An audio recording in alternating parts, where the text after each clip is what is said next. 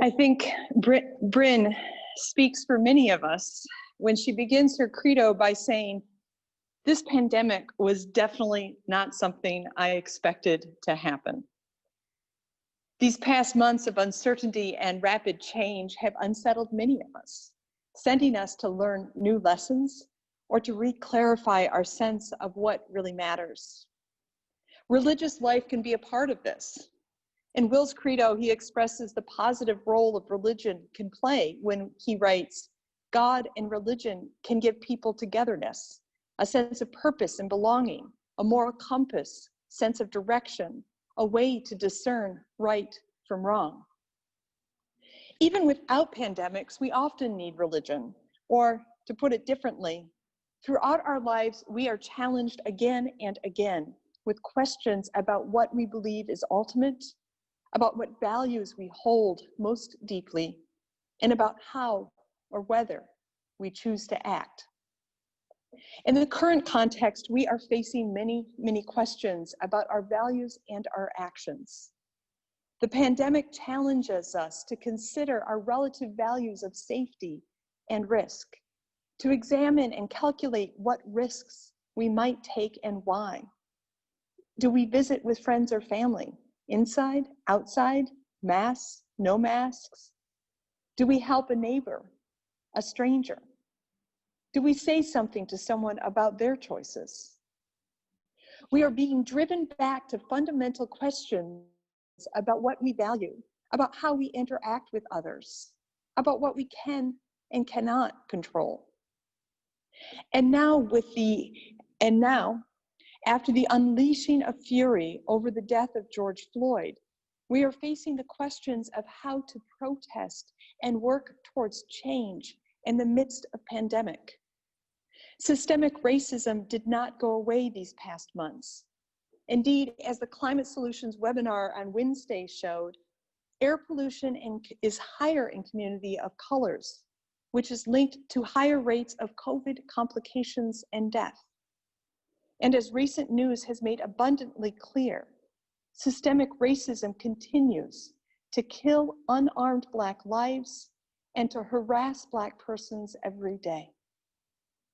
There is so much more to say than I can address in just a few moments of reflections. Suffice it to say, there is still much work to do around racism, including in our own communities.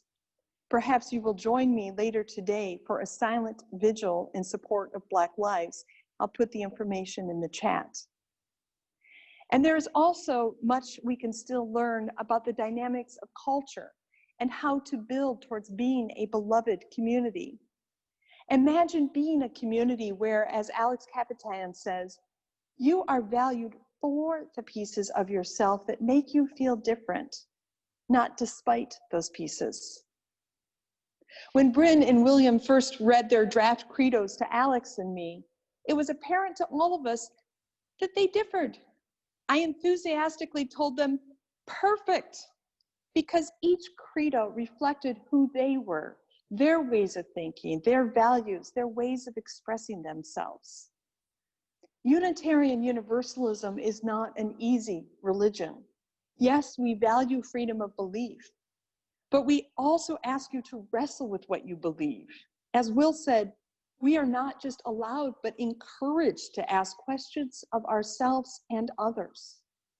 Furthermore, we are asked to do this in a community that values justice, equity, and compassion in human relations. How then do we live in this tension of valuing personal freedoms and just, equitable, compassionate community?